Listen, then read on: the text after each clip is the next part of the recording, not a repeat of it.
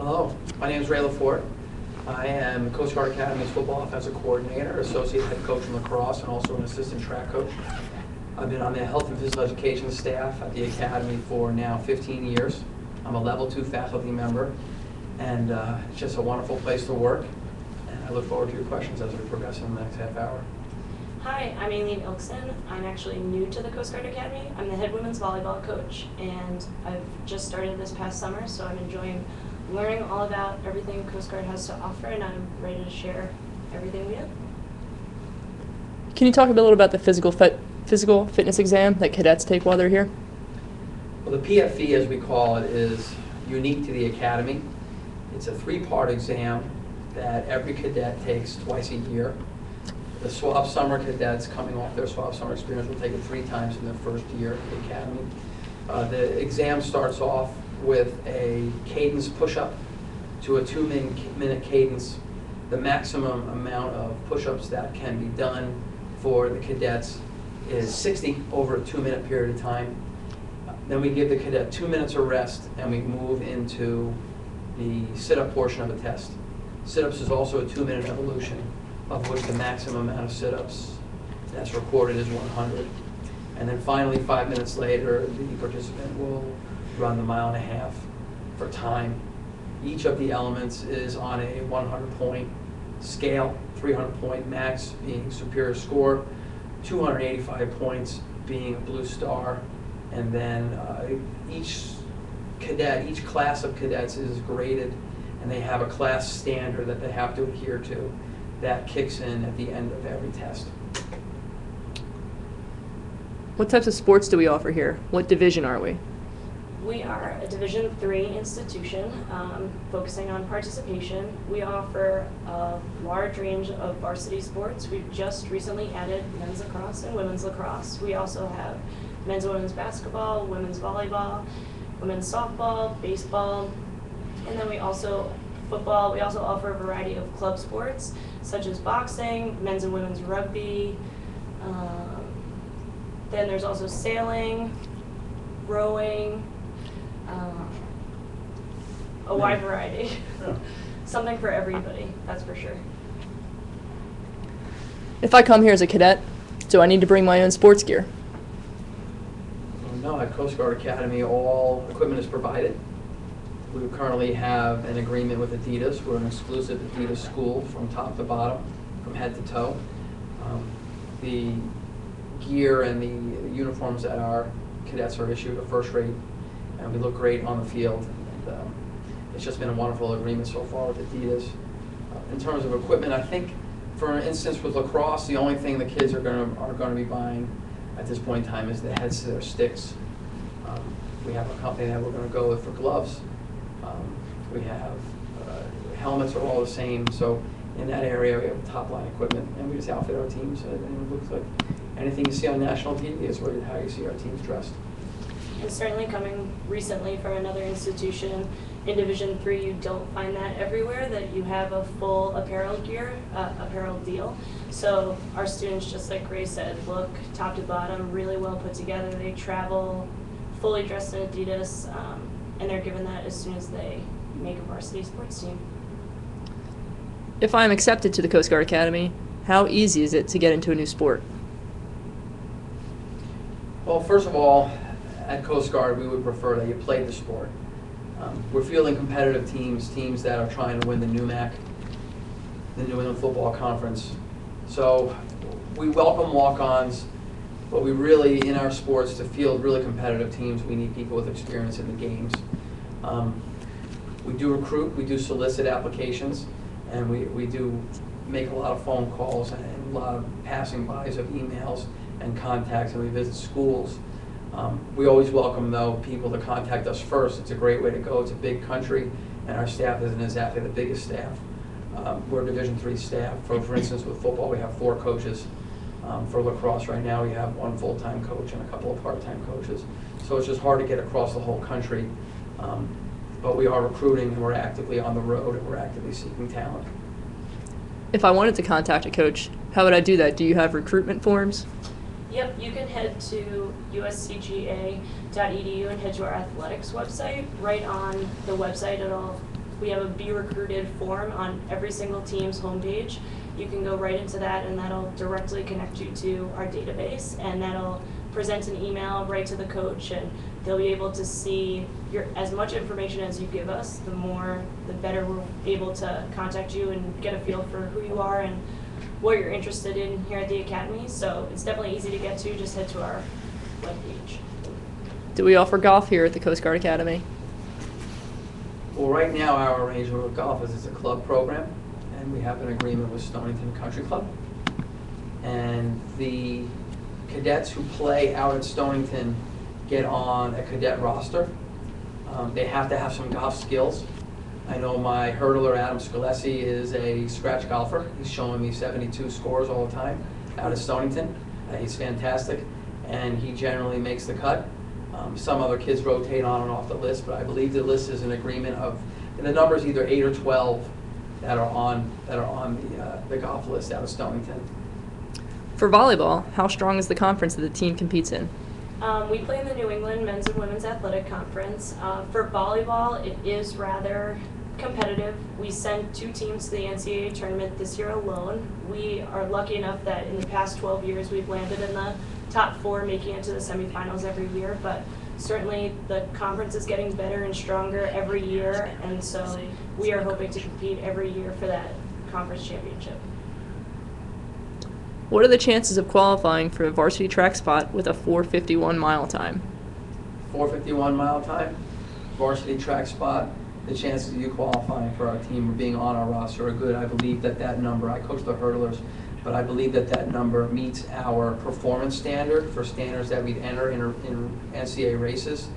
A bunch of years ago, if you look back through our website, go to our link for track and track history, we had Mike Flint, who was just at like 4:04 in the mile. He was big time. He won the New England's. Matter of fact, I was just telling my son Michael the other day that actually even though I coach football, I coach lacrosse, one of my favorite memories of coaching the Coast Guard is watching Mike Flint win the mile up at Boston University at their track for the Valentine's Relay, which is right before ECACs. He was the all-division winner, beat the kids from BC, beat the kids from UNH.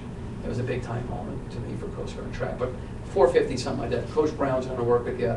And, what's track? You always got to get better. It's all about PRs. How often do you travel, and how far do you travel when competing against other teams? I think that's going to vary amongst every team. For instance, softball, baseball, they're going on spring break trips, so they're going to head down to Florida and everything like that. I know for volleyball, we pretty much travel Tuesday nights and then Fridays and Saturdays for tournaments. Football, you guys are going on Saturdays. We primarily, all of us play in New England, but definitely within the 4 years, we'll get an opportunity to travel well out of state. Last year, volleyball went to Chicago. I'm hoping to get us to Atlanta in the upcoming years. So I think everybody's a little different, but it's nothing that our cadets can't manage with their classes. And how does that work if I had a Tuesday night game? Would I miss class? How would I do that? I'm going to put that to Aileen. They miss Tuesday. So as a coach, I make sure that we play on Tuesday nights and that our girls will get the schedule and what our bus time and if we're leaving. I expect that our cadets will be handing out the schedules to all their teachers in advance. But we're lucky here, the officers and civilian professors are very good and they work with our cadet athletes to the best of their ability. If they do miss a class, they're expected to make up the work and hand it in, but they won't be penalized for being a varsity athlete. They are excused, so it's definitely manageable and it's doable, and every coach is certainly willing to work with their athletes on how it can work on a daily and weekly basis. Is it required to participate in sports at the academy? Well, you need 2 sports credits to get through the academic year. You can get those credits via varsity sport, or club sport, intramural sports. There's a different matrix and a different combination for what qualifies or how many opportunities to participate qualify. And I think that sort of changes, not so much every year, but infrequently from year to year. There's some different little tweaks to that. But we're basically requiring you to do 2 things, two physical activities, if you want to call it.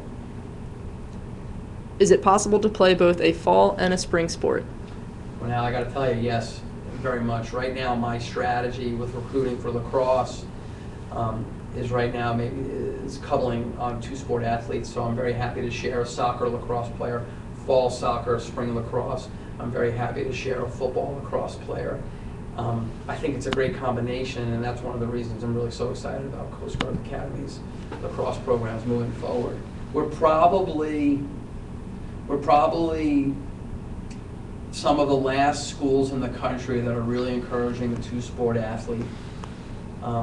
It's a model that was very strong when Division III really broke away from college programs and became Division III. And I think it became very specialized, and it is very specialized now. But at Coast Guard Academy, to me, to be competitive in 2 varsity seasons, whether it be a winter spring or spring fall, is a really great combination. As a volleyball recruit, what is the process for applying and being accepted to the academy? Is there a difference between an academic official visit and an athletic official visit? So pretty much whether you're a volleyball player or a football player, the admissions process is going to be the same. We're encouraging you to start your application come the summer going into your senior year and then work on it. We have 3 admissions deadlines: Early Action 1, which is October 15th, Early Action 2, which is November 15th, and then our regular decision deadline, which is February 2nd.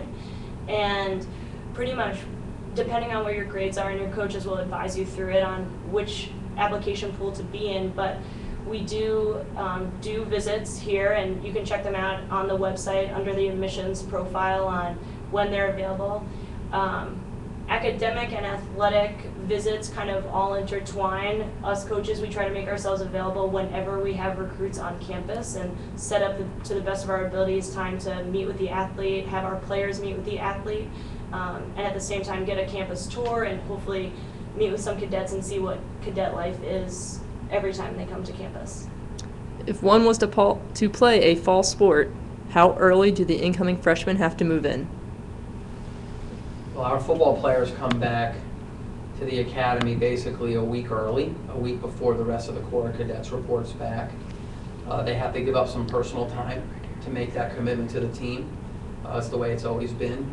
So our football players generally take the first week of summer off, and then the last week of summer, and then they come back to Coast Guard for preseason camp. So it's basically a week early. For women's volleyball and pretty much both soccers, they'll come back only a couple days early. The cadets, if they're supposed to report in on a Sunday evening, they might come back on a Friday afternoon instead, only giving up about 2 days of their leave time so that we can get preseason going a little bit quicker. During swab summer, do I have a chance to meet with coaches? Well, that's a nice part of what we do in swab summer. We have coaches time once a week. Sometimes in the beginning we have it twice a week where we're going to see you and we can just sort of get away from the military side of the house and just get around your coaches, talk strategy, talk game plan, get used to the system. I know for me in football we do actually a couple of little mini practices with the freshmen just to get them lined up and to show them a position and to get them used to our verbiage and our terminology. So we like to use those times, and we also sneak in a couple of power bars while we're at it. That's definitely the same with the indoor sports. Over in Roland, we split up the gym amongst women's volleyball and the 2 basketball programs, and we'll definitely touch upon and let you get touches on the ball, shoot around, do some serve and pass, and try to sneak you some goodies during the swab summer. Can you talk a little bit about the facilities here? Are there weight rooms? Talk about our gym facilities. Well, we're revolving around 2 weight rooms. We have a lower weight room at the academy, which is basically your standard weight room with platforms and all free weights. And then we have an upper weight room, which is now really more of a modalities kind of room. It's a free-flowing room. We're big into TRX and a couple of other modality kind of devices. And then we have an aerobics room. In terms of facilities, we have 2 gyms. We have an older gym, Ballard Hall, which is actually a historic building in the state of Connecticut. And then we have the newer gym, which is Roland Gym, which is 3 decks. In Roland Hall, we've got 5 racquetball courts. We have a swimming pool. It's not an Olympic lake pool. I think it's 25 meters. And then we've got a full NCAA basketball court. We have a 180-meter track on the 5th deck. Inside the 180-meter track, we've got 3 tennis courts. Our softball and baseball coaches have drop-down batting cages that they use. And then outside our facilities, our track facility outside is first class. It's probably the best track facility probably in the Northeast. It's about 6 years old. We've got the ability to, on the track facility, to have shot put, javelin, and disc all go at the same time, which really no one has. So our meets can go really smoothly. We've got multi-lane stop area, timing areas, so we can swing the track and we can go with the wind to get the athletes the best time, so they're bad the wind at their back. And then we also have the ability on the track outside to jump both ways, because we've got 3 pits off of 2 runways, so we can swing it however we want. And that facility, the soccer facility, also is the track facility in the fall, spring. NCAA softball's got a great field. They have 200-foot fences. It's a beautiful complex. As a matter of fact, Hurricane Sandy killed our fields, our grass fields. Too much salt got dumped on them from the overflow from the Thames River. So we just got new grass surfaces on all of those fields with new drainage. Baseball's top level facility. So our outdoor stuff is really good. Football field's outstanding. I think it's the best, the most scenic view of any small college stadium probably in the East. I mean, there's not many stadiums in the East where you could be playing an NCAA football game and have a nuclear sub come up the river, you know, and have all the sailboats. It's just unbelievable. I think we take it for granted, to be honest with you, towards the end of the fall. I was looking out, we have this tree on the left side of the field that sort of drops its leaves sort of late, so it's really bright orange. And all the leaves were down on the last week of the year, and I was just thinking, well, I've been 15 years here watching the leaves drop off that tree. It's sort of pretty cool. I think the other thing too is that the sailing and crew facilities are completely they're buildings of their own. The sailing facility is really nice, and that's used by cadets during swab summer, but also by the sailing team. And the crew, the rowing team, they have their own building pretty much, where they have their whole setup. The coaches are in there, the teams can go in and lift and practice all on their own. So just like Ray said, our facilities are certainly some of the best. What kind of physical care do athletes receive if they are injured during their season? Well, we are lucky here at Coast Guard that every team has their own athletic trainer that travels to and from games with them and is ready for them at any point during practice. On top of that, we do have a clinic here in-house at the Coast Guard Academy, so if there is any issue that the athletic trainers feel is a more serious matter, they can be sent up to the clinic, which they can be taken to get MRIs, get surgery scheduled. So certainly the care is great, and our athletes certainly are getting the attention that they need on a daily basis when they're in season, for sure. Are incoming 4th class cadets able to play club sports, such as water polo? Oh yeah, there's no restrictions on what the 4th class cadets can do. It's very frequent. I know I got friendly with the water polo coach this past fall. As a matter of fact, they had a good season. I kept track of them. We were passing in the hallway between classes all the time. Our schedules must have synced up. And they had a very good year. And his team was filled with 4th class, to be honest with you. Are there any health and phys ed requirements that cadets have while here, or classes they have to take? Well, we have a full physical education curriculum spanning from the freshman year, the 4th class year, to the senior year, the 1st class year. They include personal defense 1, personal defense 2. We've got a basic swim class. We have a lifeguard training class where we're certifying the kids. We have fitness and wellness 1, which is more of a physiology of the body kind of course. Physiology 2, which is more of a nutrition kind of course that we offer to the freshmen. And then we have electives, which are more or less your lifetime sports. Golf 1, advanced golf, golf 2. At that point, we have racket sports. I know Coach K teaches a racket sport where she's playing pickleball all the time, and badminton and those kind of indoor games. So we have a whole variety. We have a robust, honestly, we have probably as robust a health and physical education curriculum as colleges that offer a physical education degree do. Is there any training to be done during the summer for volleyball? Well, if you're an incoming freshman, pretty much an incoming 4th class, you're pretty much going to get your workout all through swab summer. They'll be putting you through your morning cows and your reg workouts and everything. So certainly, whether you're a volleyball player or football player or a water polo player, you'll be getting your workout through swab summer, and then obviously coming to us once or twice a week for coach's time. If a cadet receives a more serious injury, for example, a broken bone, that removes them from physical activity for several month period, how does it affect their standing at the academy? Well, I coached a kid 2 years ago who broke his leg, bad break. It was of the tibial plateau, and he required 2 surgeries. He was over at Yale for about 2-3 weeks. I went over there probably 3 times a week to see him over at Yale, where my wife went over when I wasn't there. And he was basically, he took a semester off because his injury was so severe that he couldn't keep up with his classwork. He came back his 2nd semester. We've extended him to a 4.5-year plan to cover back up that year. He's been basically permitted to no longer take the physical fitness test, and we're getting him back to health. I mean, he's basically a year later now, and he's almost back to running. And it was one of the worst football injuries I've seen here in the 15. And the academy so far at this point in time, we have his back, and he's doing great. He's back on track academically, he's getting back to almost full health. So, but that was the most severe I've seen. That was in the WPI scrimmage in 2012. Do students need to know how to swim to come to the Coast Guard Academy? If you don't know how to swim, you're going to drown. So we're going to teach you how to swim. That's what we do. So we have a swimming 1, and then through the summer assessment of your freshman year, we have a survival at sea component, and we identify the cadets at that point in time who have complete fear of the water, which I'm not surprised any longer, but there's a surprisingly big number every year. I would say we're in the area of 15 or a little lower a year of what we're calling rocks, non-swimmers, and we are giving them major swim instruction because they need it. Are athletes offered any type of weight training program while they're here and during their summer assignments?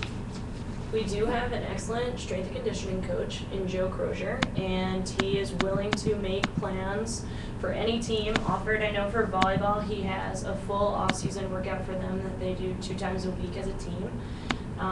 He actually was able to go last year out on Eagle to see what it was like for those cadets that do go out to sea and how they can work out and what sort of things they can manage out there. So it's certainly possible.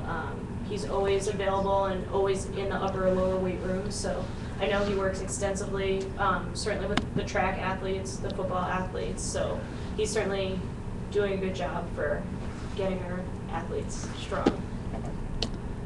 Do we have non-traditional sports seasons here? For example, is there a spring season for volleyball?